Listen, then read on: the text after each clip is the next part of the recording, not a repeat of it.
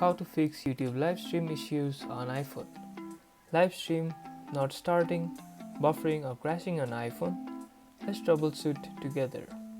Your channel must have no strikes and be verified with at least 50 subscribers to live stream from mobile. Run a speed test and ensure you have at least speed for a stable stream. End the stream, restart the app and begin again for any temporary issue. Now your live stream should run without a hitch. And that's about it.